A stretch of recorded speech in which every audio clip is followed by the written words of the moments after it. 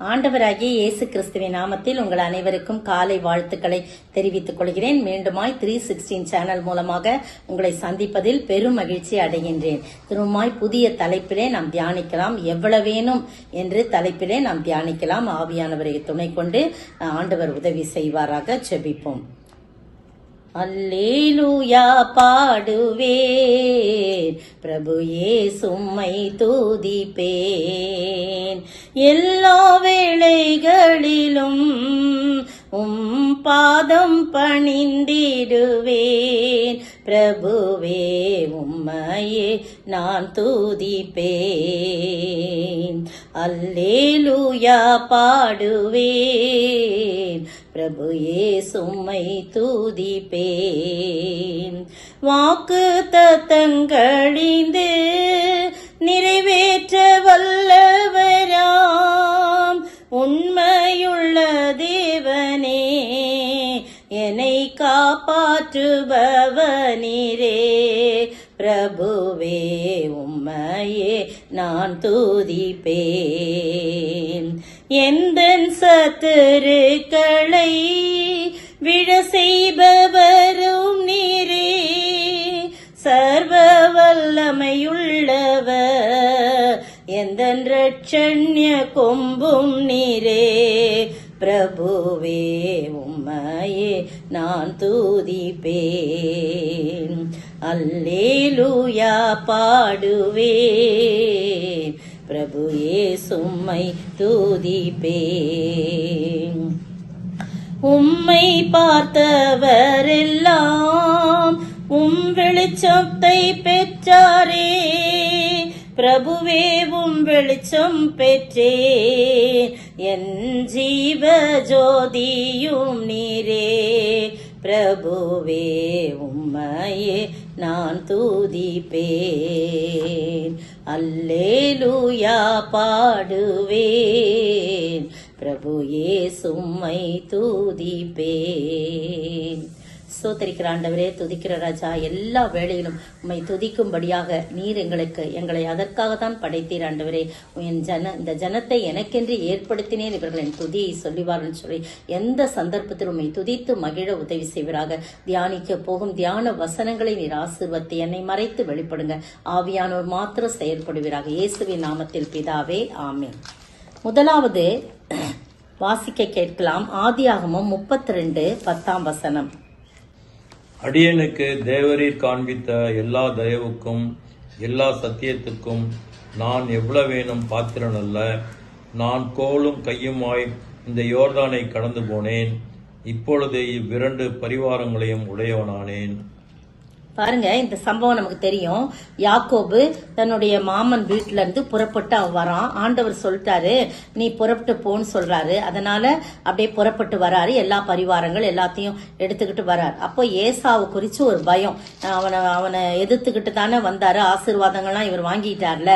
அதனால பயந்துகிட்டு அப்படியே போகும்போது வழியில தேவ தூதர்கள் சந்திக்கிறாங்க. இது தேவனுடைய சேனை மக்னாயிம் என்று சொல்லி அங்க பேரிடுறத நம்ம பாக்குறோம். 2ஆம் வசனத்துல 1 முதல் நான் கொஞ்சம் சுருக்கமா சொல்றேன். அப்படி வந்துட்டு இருக்கும்போது யாக்கோபு அப்படியே வந்துட்டு இருக்கும்போது அவர் ஒரு ஜெபத்தை ஏறெடுக்கிறார். ஏன்னா ஏராளமான எருதுகள், கழுதைகள், குதிரைகள் எல்லாமே இருக்குது, வேலைக்காரிகள்லாம். ஆனா யாக்கோபு எடுத்து அவங்க போய் ஆளுகளை போய் பார்த்துட்டு வர சொல்றாங்க. நீ போய் பார்த்துட்டு வா, என் ஆண்டவர் கண்கள்ல எனக்கு தயவு கிடைக்குதா, ஏசா கண்ல தயவு கிடைக்குதா அப்படின்னு சொல்லிட்டு வரும்போது அவங்க திருப்பி நாங்கள் உம்முடைய சகோதரனாகி ஏசாவிடத்தில் போய் வந்தோம், அவரும் 400 பேரோட உண்மை எதிர்கொள்ள வருகிறான்னு சொன்னோன்னா சாதாரணமா தான் அவர் வராரு. ஆனா அவர் சொன்ன உடனே ரொம்ப பயப்படுறாரு. ஐயோ, நம்மள க்ளோஸ் பண்ணிடுவார் போல இருக்குன்னு சொல்லிட்டு வியாகுலப்பட்டு தன்னிடத்திற்குள்ள ஜனங்கள்ல ஆடு மாடு எல்லாத்தையும் 2 பகுதியாக பிரிச்சு, ஒரு பகுதியில ஏசா விழுந்தாலும் அடுத்த பகுதியை நம்ம காப்பாத்திக்கலாம் அப்படின்னு சொல்லிட்டு அப்பதான் ஆண்டவர்கிட்ட வேண்டாரு. ஆபிரகாமின் தேவனே, ஈசாக்கின் தேவனே அப்படின்னு சொல்லிட்டு, நீங்க தானே என் இனத்தார் இடத்துல போன்னு சொன்னீங்க. இப்ப ஏசா எனக்கு எதிர்கொண்டு வரான், நீங்க எனக்கு நன்மையை செய்வேன்னு சொல்லி எனக்கு வாக்கு கொடுத்தீங்களே அப்படின்ற. அதுதான் 31ஆம் அதிகாரம் 3ஆம் வசனம் வசீங்களேன். கர்த்தர் யாக்கோபை நோக்கி, உன் பிதாக்களுடைய தேசத்திற்கும் உன் இனத்தாரிடத்திற்கும் நீ திரும்பி போ. நான் உன்னோடு கூட இருப்பேன் என்றார். பாத்தீங்களா, அத வாக்கு தத்தத்தை சொல்றான். நீங்க தானே சொன்னீங்க, நீங்க போங்க, நான் உன் கூட இருப்பேன்னு சொன்னீங்களே, எனக்கு நன்மையை செய்வேன்னு சொன்னீங்களே, இப்ப பாருங்க நீங்க எல்லா தயவும் எனக்கு செஞ்சிருக்கீங்க, எல்லா கிருபையும் அழிச்சிருக்கீங்க, ஆனா நான் அதற்கு எவ்வளவு வேணும் பாத்திரம் நல்ல. பாத்தீங்களா, தன்னை தாழ்த்துறார். அந்த இடத்துல அவருடைய தாழ்மையான விசுவாசம் வெளிப்படுது. நான் போற ஆண்டவரே, நீங்க சொன்னபடிதான் நான் விசுவாசமா போறேன், ஆனா நீர் என்னை உயர்த்தினதுக்கு நான் எந்த அளவுக்கு கூட நான் தகுதி அல்ல, எவ்வளவேனும் நான் பாத்திரவான் அல்ல. பாத்திரவான்னா தகுதின்னு அர்த்தம். தகுதியில வெறும் கோலும் கையுமா இந்த இடத்தை விட்டு நான் ஒரு அனாதை போல தனியாய் நான் புறப்பட்டு போனேன். அப்பவே எனக்கு வாக்கு கொடுத்தீங்க, நான் கண்டிப்பா இந்த தேசத்துக்கு நான் உன்னை திரும்பி வர பண்ணுமளவும் நான் உன் கூட இருப்பேன்னு சொல்லி எனக்கு வாக்கு கொடுத்தீங்க ஆண்டவரே. அப்படியாய் நீங்க சொன்ன உடனேதான் இப்ப நான் வரேன் அப்படின்னு சொல்லிட்டு சொல்றான். நான் எவ்வளவேனும் நான் தகுதியில, நீங்களும் நானும் இன்றைக்கு ஜீவனோடு சுகத்தோடும் பலத்தோடும் இருக்கிறோம்னு சொன்னால் ஒவ்வொருடைய வயதையும் கணக்கிட்டு பார்ப்போம். பாருங்க, கடந்த மாதம் இருந்தவள் இன்று இல்லை, இந்த மாதம் துவங்கினவர்கள் இன்றைய நாள்ல இல்லை. நாம் நல்லவர்கள் என்பதற்காகவா? அல்லவே அல்ல பிரியமானவளே. அவருடைய கிருபையின் நிமித்தம் அவர் நம்மை கொண்டு வந்து வைத்தார். எவ்வளவேனும் தகுதி இல்லாத நம்மை, எவ்வளவேனும் பாத்திரவான்களாய் இல்லாத நம்மை கொண்டு வந்து இந்த வருஷத்திலே, இந்த ஆகஸ்ட் மாதத்துல இத்தனை நாட்கள் நம்மை கொண்டு வந்து நிறுத்தி வைத்திருக்கிறார். பாருங்க, எவ்வளவான தேவன், அன்பான ஆண்டவர். 20 தேதி வரைக்கும் நம்மை கடந்து வரும்படியாக ஆண்டவர் கிருபை செய்திருக்கு. அப்படிதான் ஜெபிக்கிறார். என் சகோதரனாகிய ஏசாவின் கைக்கு என்னை தப்புவியும், அவன் என்னையும் பிள்ளைகளையும் தாய்மார்கள் முறியடிப்பான் என்று நான் அவனுக்கு பயந்திருக்கிறேன். தேவரீரோ, நான் உனக்கு நன்மை செய்து உன் சந்ததியை எண்ணி முடியாத கடற்கரை மணலை போல பெருக பண்ணுவேன்னு வாக்கு கொடுத்தீரே, சொன்னீரே அப்படின்னு சொல்லி வாக்கு தத்தத்தை எடுத்துக்கணும். 20, 31, 24 படிங்களேன். அன்று ராத்திரி தேவன் சீரியா தேசத்தானாகிய லாபானுக்கு சொப்பனத்தில் தோன்றி, நீ யாக்கோபோடே நன்மையை அன்றி தீமை ஒன்றும் பேசாதபடிக்கு எச்சரிக்கையாய் இரு என்றார். பாருங்க, மாமாக்கு சொல்லாமே, மாமாட்ட சொல்லாமே நிறைய முறை அவர் ஏமாத்திட்டார், சம்பளத்தெல்லாம் மாத்திட்டார். இப்ப ஆண்டவர் கூப்பிடுறாருன்னு 2 பிள்ளைகளையும் மனைவிமார்கள் இவரோட வந்துட்டாங்க. லாபான் இதை கேள்விப்பட்டுட்டு நம்ம கிட்ட சொல்லாம போயிட்டாங்கன்னு நம்ம கோவமா என்ன செய்யறதுன்னு தெரியாம அவன் வேகமா வரும்போதான் ஆண்டவர் எதிர்பட்டு அன்னைக்கு சொப்பனத்துல தோன்றி, என் தாசனாகிய யாக்கோபுக்கு விரோதமா நீ எதுவுமே செய்யக்கூடாது, அவனுக்கு நன்மை அன்றி தீமை எதுவும் செய்யக்கூடாது. எவ்வளவு நல்ல ஆண்டவர் பாத்தீங்களா, எவ்வளவு நல்ல ஆண்டவர். அப்ப அது லாபான் சொல்றான், உன்னை எது வேணாலும் நான் என்னால செய்ய முடியும், ஆனா உன் தேவனாகிய கர்த்தர் எனக்கு சொப்பனத்துல தோன்றி என் பிள்ளைக்கு நீ ஒன்னும் செய்யக்கூடாது, நன்மை அன்றி தீமையை செய்யக்கூடாது, நாங்க அதனாலதான் நான் உன்னை பேசாம விடுறேன் அப்படின்ற மாதிரி அவர் சொல்றத நம்ம பாக்குறோம். 33, 3, 4 பாருங்களேன். நான் அவர்களுக்கு முன்னாக நடந்து போய் 7 விசை தரை மட்டும் குனிந்து வணங்கி தன் சகோதரன் கிட்ட சேர்ந்தான். அப்பொழுது ஏசா எதிர்கொண்டு ஓடி வந்து அவனை தழுவி அவன் கழுத்தை கட்டிக்கொண்டு அவனை முத்தம் செய்தான். இருவரும் அழுதார்கள்.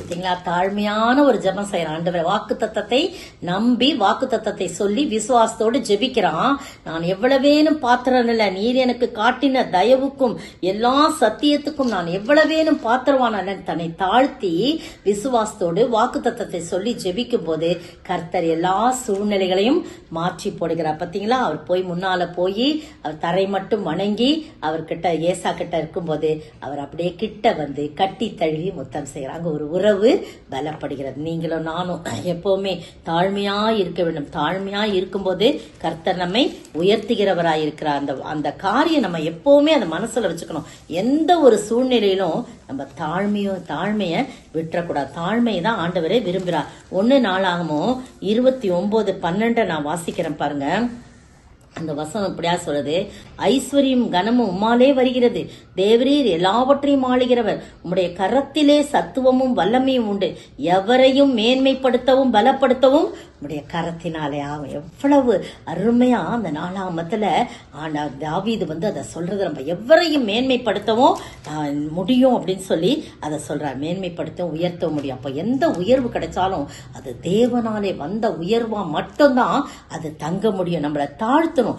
எவ்வளவுக்கு எவ்வளவு நம்மள தாழ்த்துறோமோ அவ்வளவு கூட தாழ்த்தணும். என்னாகும் 24:1 சொல்லப்பட்டிருக்கு, இஸ்ரவேலை ஆசீர்வதிப்பதே கர்த்தருக்கு பிரியம் சொல்லப்பட்டிருக்கு. அப்போ யாக்கோபு தான் இஸ்ரவேல் என்று பெயர் பெற்றான். அது அதிகாரம் அவங்க 2 பேரும் இணையத்துக்கு முன்னால ஆண்டவரும் அவனும் ராத்திரி முழுக்க போராடி அவங்களோட பாருங்க அவன் இஸ்ரவேல் என்ற பெயரை பெரும்படியாக கர்த்தர் கிருபை செய்தார். இந்த நீங்களும் நானும் தாழ்மையுள்ள விசுவாசத்தோடு வாழும் பொழுது கர்த்தர் நிச்சயமாய் நம்மை ஆசீர்வதிப்பார். தாழ்த்தணும். ஒரு காரியம் கூட நான் சொல்றேன், யாரையும் மேன்மைப்படுத்த உயர்த்த அவரால் முடியும். பாருங்க, மைக்கேல் ஏஞ்சலோ என்று சொல்லக்கூடிய பிரசித்தி பெற்ற சிற்பி தன் நண்பரோடு ஒரு காட்டு வழியாக போய்கொண்டிருக்கா. அப்புறம் ஒரு பாறையை காட்டுறார் நண்பருப்பா, எவ்வளவு பெரிய பாறையா இருக்கு அப்படின்னு நண்பர் காட்டுறாரு. ஆனா மைக்கேல் ஏஞ்சலோ என்ன சொல்றாரு, அது பாறை அல்ல, அது தேவதூதன் அப்படின்னு சொல்றாரு. அவருடைய கண்களுக்கு அது எப்படி இருக்கு, தேவதூதனா அப்படின்னு சொல்லிட்டு வீட்டுக்கு வராங்க.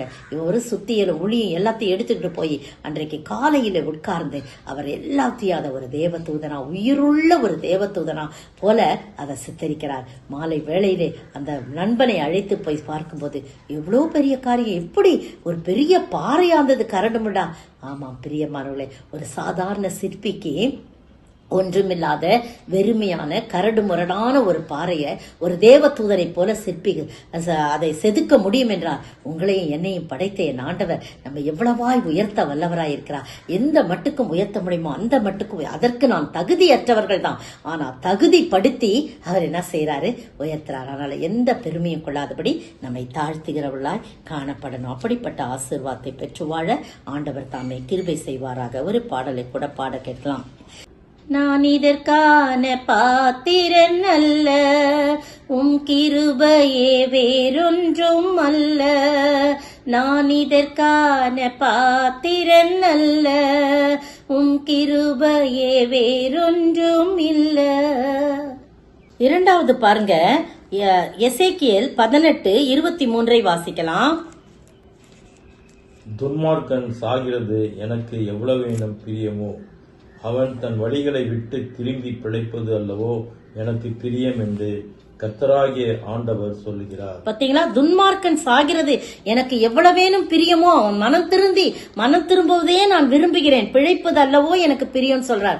அப்போ எவ்வளவேனும் பிரியமில்லாத ஒரு காரியம்னா துன்மார்க்கன் மரிப்பது. துன்மார்க்கன் அப்படியே துன்மார்க்கத்திலே அழிந்து போவது அவருக்கு எவ்வளவேனும் பிரியமோ அப்படின்னு கேட்கிறார். பாத்தீங்களா, எவ்வளவு நல்ல ஆண்டவர் நம்முடைய ஆண்டவர், நம்ம ஒருபோது கைவிடாத ஆண்டவர். நாம் துன்மார்க்கமா வாழ்றது அவருக்கு பிரியமே இல்லை. அதுல நம்ம அழிஞ்சு போக கூடாது. மனம் திரும்பி பரலோக ராஜ்யத்தின் பிரஜைகளால் நாம் மாற வேண்டும். பாருங்க, இத சொன்ன உடனே எனக்கு லூக்கா எழுதின சுவிசேஷம் நமக்கு எல்லாருக்கும் தெரிந்த சம்பவம் தான். 15ஆம் அதிகாரம் 17-18 வசனங்களை பாருங்க.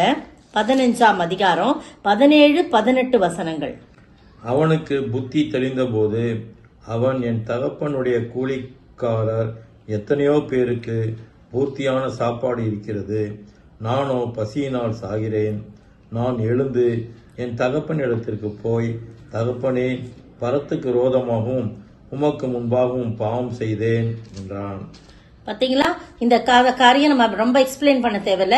அந்த இளைய குமாரன் தகப்பனுடைய ஆஸ்திகள்லாம் கொண்டு போயிட்டு வேசிகளிடத்துல விற்று போட்டு தவறான ஒரு வழியில நடந்து ஃப்ரெண்ட்ஸோட சந்தோஷமா குடித்து வெறித்து பல காரியங்கள் தான் பணம் செலவாயிடுது, பஞ்சம் வருது.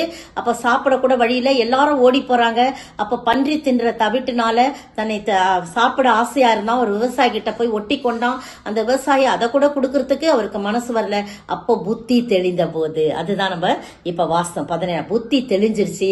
அப்பதான் யோசித்து பாக்குறான், ஐயோ தகப்பன் வீட்டுல எத்தனை கூலிக்காரர்கள் இருக்காங்க, நான் கட்டாயம். அப்ப அவன் எழுந்து அவன் மனம் திரும்பி போறதுக்கு அவன் ஆசையா இருந்தான். உடனே தீர்மானம் பண்றான், போவேன், உங்க கூலிக்காரர்ல ஒருத்தரா என்னை வச்சுங்க, இனிமே மகன் என்று சொல்வதற்கு நான் பாத்திரவான் அல்ல என்று சொல்லி போகிறான். அதே மாதிரி எழுந்து தீர்மானம் பண்ணி அவன் போகிறான், மனம் திரும்பி அவன் போகிறான். அங்க தகப்பன் காத்து கொண்டே இருக்கிறார், என் மகன் எப்பொழுதா திரும்பி வருவான். தூரத்திலே அவன் அலங்கோலமாக அடையாளம் இல்லாத தெரியாதபடி அடையாளம் எல்லாம் சின்ன பின்னமாக கிழிந்த உடையோடு தலைப்பரட்டையோடு எப்படியோ வருகின்றான் மகன் என்று அவன் அடையாளம் தெரியாத அந்த நிலையில வந்தாலும் தகப்பனுக்கு அடையாளம் தெரிந்தது.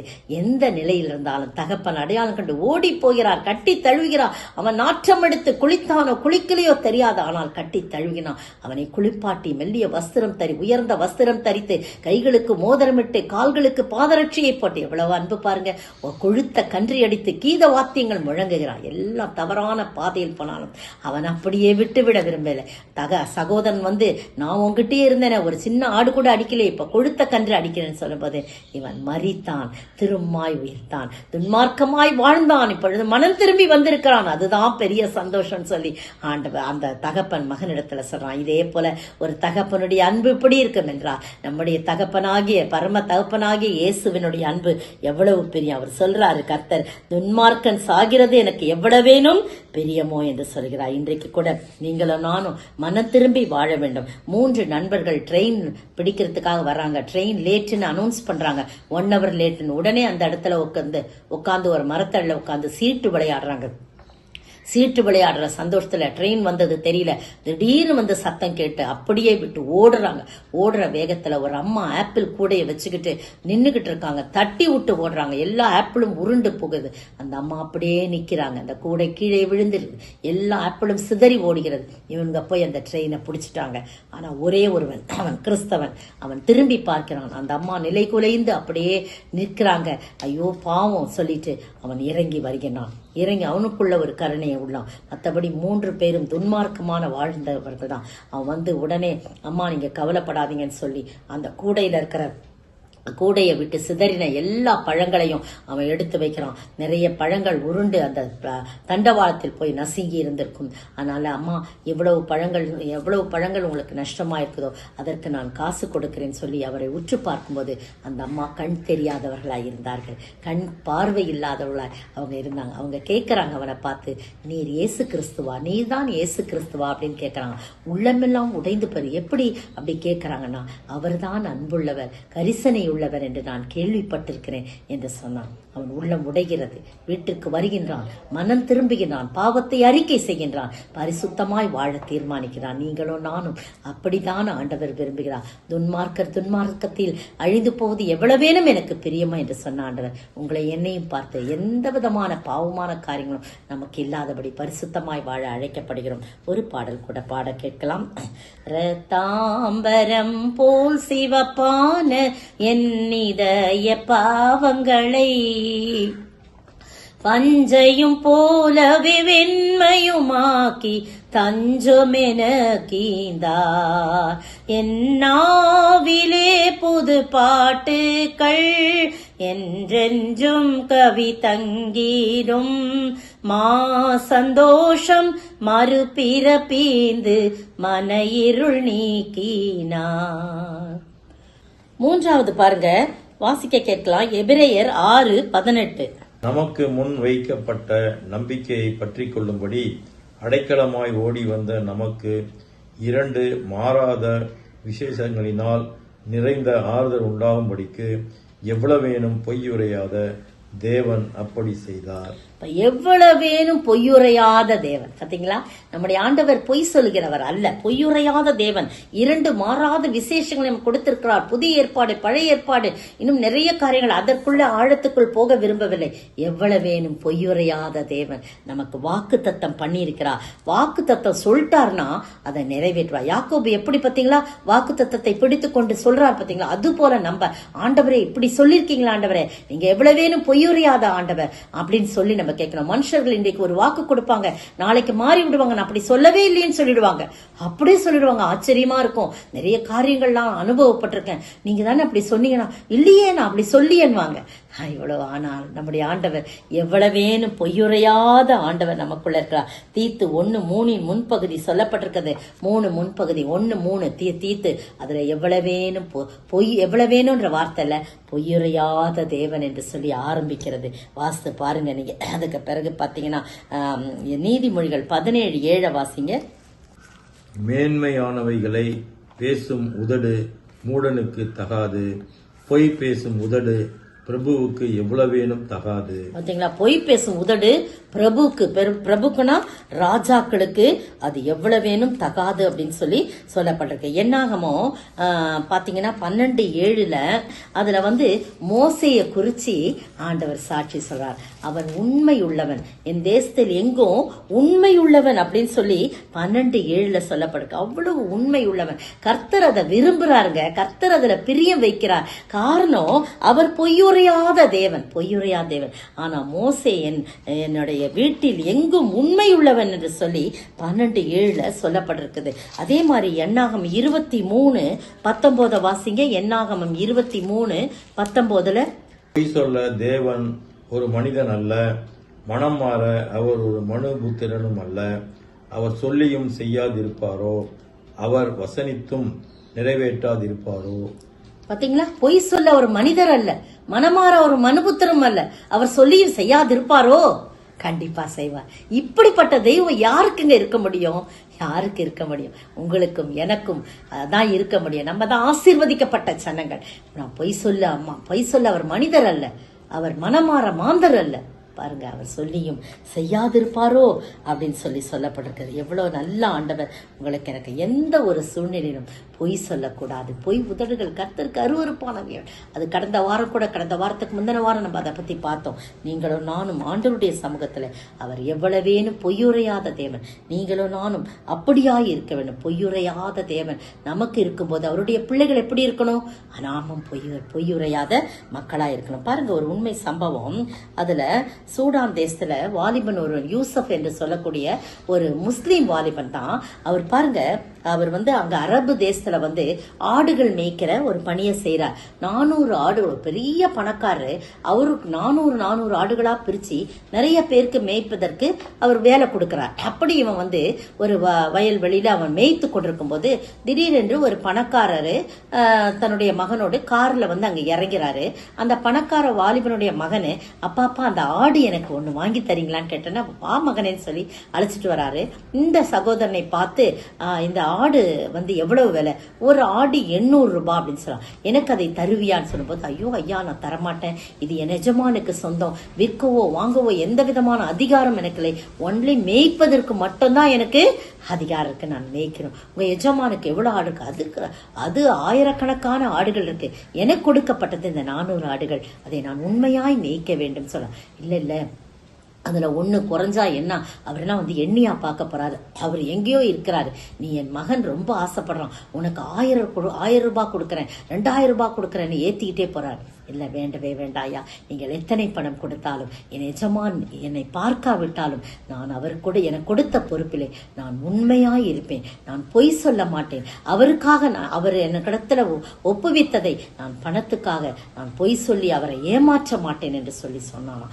இதை யாரோ ஒருத்தர் வீடியோ எடுத்துக்கிட்டு இருந்தவங்க அப்படியே வாட்ஸ்அப்ல அப்படியே போகுது. சமீபத்துல நடந்த காரியம் வாட்ஸ்அப்ல போய் அப்படியே பரவி அந்த அரபு மன்னனுக்கு அந்த வாட்ஸ்அப்ல அதை பாக்குறார். ஐயோ, நம்ம தேசத்துல வெளிநாட்டுல இருந்து வந்த ஒரு சூடான் தேசத்துல இருந்து வந்தவன் இவ்வளவு உண்மையா இருக்கானோட எஜமானுக்குன்னு அவனை அழைத்தனுப்புகிறார். அழைத்தனுப்பி பாராட்டி அவனுக்கு 1.5 லட்சம் பணம் அவருக்கு கொடுத்ததாய் அந்த செய்தித்தாளிலே வந்தது. அது மட்டும் இல்ல பிரியமானவர்களே, இந்த செய்தித்தாள்ல வந்த செய்தியை சூடான் தேசத்து அரசன் பார்க்கின்றான். ஏதோ சந்தர்ப்ப சூழ்நிலை பார்க்கும்போது, நம்ம நாட்டு இளைஞன் அங்க போய் இவ்வளவு உண்மையாய் பொய் பேசாதபடி எஜமானுக்கு உண்மையாய் இருந்திருக்கிறானே என்று சொல்லி அவனை அழைத்தனுப்பி விழா வைத்து அவனுக்கு 1.5 லட்சம் பணம் கொடுத்திருக்கான். பாத்தீங்களா, ஒரு சின்ன காரியத்துல நம்ம உண்மையா இருக்கும்போது அநேகத்துல நம்மை அதிகாரியாய் வைப்பார். உண்மையாக சம்பவம் என் வாழ்க்கையிலே அநேக காரியங்கள்ல நான் அனுபவித்திருக்கிறேன். கொஞ்சத்திலே நீ உண்மையா இருந்தால் அநேகத்திலே உன்னை அதிகாரியாய் வைப்பேன்னு சொல்லி ஆண்டவர் நமக்கு நிறைய காரியங்களுக்கு நமக்கு வாய்ப்பை கொடுக்கிறார். நீங்களும் நானும் உண்மையாய் இருக்க. மனுஷர்கள் புரிந்து கொள்ளணும், பரவாயில்ல, மனுஷர்கள் ஏதோ பேசிக்கொள்ளலாம், ஆனால் தேவனுக்கும் நமக்கும் உள்ள பார்வை, அவர் நம்முடைய வைத்த பார்வையிலே நாம் உண்மையாய் இருக்கும்போது எவ்வளவேனும் பொய்யுரையாத ஆண்டவர் நம்மை ஆசீர்வதித்து உயர்த்த வல்லவராயிருக்க. அதனால நம்முடைய உள்ளம் தீமை செய்ய சொல்லும். நமக்கு விரோதமா எழும்புகிறவர்கள்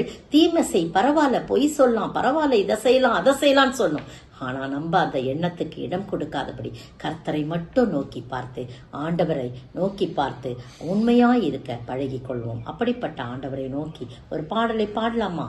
தீமை செய்ய நாடுதென்றன் திருக்கு நெஞ்சமே, மருள் தீர்க்கும் தஞ்சமே, மருள் தீர்க்கும் தஞ்சமே. தீய மனதை மாற்ற வாரும் தூய ஆவியே, கனநேயமேவியே, கனநேயமேவியே. தீய மனதை மாற்ற வாரும் தூய ஆவியே.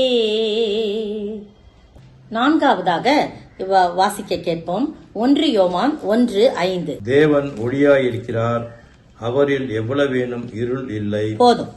தேவன் ஒளியாயிருக்கிறார், அவரில் எவ்வளவேனும் இருள் இல்லை. இருள் இல்லாத வெளிச்சம், அவரே ஒளி, அவர்தான் வழியும் சத்தியும் ஜீவன். அவரே ஒளியாயிருக்கிறார், வழியாயிருக்கிறார், வாசலாயிருக்கிறார். இதுல முக்கியமானது, அவரில் எவ்வளவேனும் இருள் இல்லை.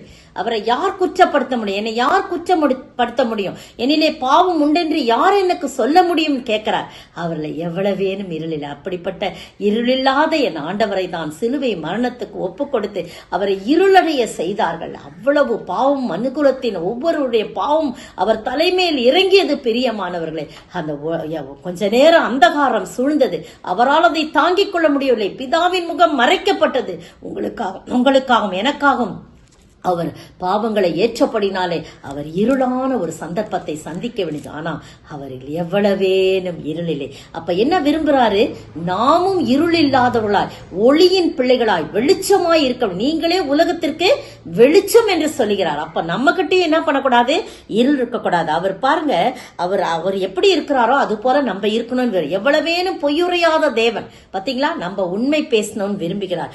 எவ்வளவேனும் அவர் உண்மையான வழியில் நடக்கிறார். துன்மார்க்கமாய் நம்ம நடக்கக்கூடாது.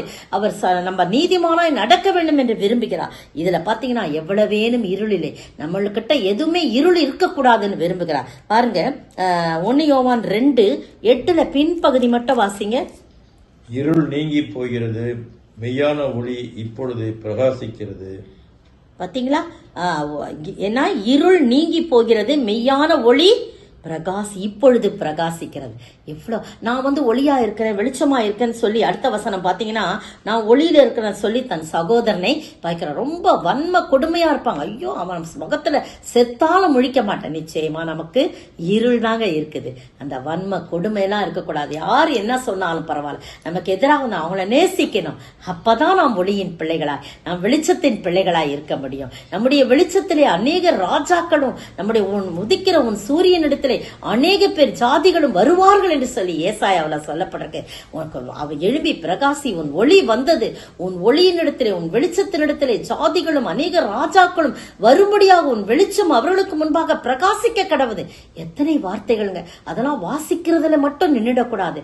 நாம் வெளிச்சத்தின் பிள்ளைகளா இருக்கணும். காரணம், அவரில் எவ்வளவேனும் இருள் இல்லை. அவர் ஒளியாய் இருக்கிறார், அவர் ஒளியாய் இருக்கிறார். பிரியமானவர்களே, பாருங்க, இருள் நீங்கி போகிறது, மெய்யான ஒளி இப்பொழுது பிரகாசிக்கிறது என்று சொல்லி பாருங்க. தன் சகோதரனிடத்தில் அன்பு கூறுகிறவன் ஒளியிலே நிலை கொண்டிருக்கிறான். ஆனா சகோதரனை பகைக்கிறவனிடத்துல எவ்வளவேனும் ஒளி இல்லை. அவன் சகோதரனை பகைக்கிறவன் இருளிலே இருக்கிறான் என்று சொல்லி திட்டமும் தெளியுமா இருக்கும். நீங்களும் நானும் இப்ப யோசித்து பார்க்கணும். நம்ம இருள்ல இருக்கிறோமா, வெளிச்சத்துல இருக்கிறோமா, ஒளியின் பிள்ளைகளா இருக்கிறோமா, வெளிச்சத்தின் பிள்ளைகளா இருக்கிறோமா? பாருங்க, யோவான் 1:9 உலகத்தில் வந்த மெய்யான ஒளி, எந்த மனுஷனையும் பிரகாசிக்கிற அந்த மெய்யான ஒளி அப்படின்னு சொல்லப்பட்டிருக்கு. ஆண்டவராகிய இயேசு கிறிஸ்துவ சொல்லிட்டு நீங்களும் நானும் எப்பவுமே அவரை தியானித்து அவரை உட்கொண்டு அவரிடத்துல உறவு கொண்டோம்னா அந்த ஒளியான இயேசு நம் உள்ளத்துல வந்துருவார். ஒரு பெரிய வெளிச்சம் உண்டாகும். இருளெல்லாம் ஓடி போகுங்க.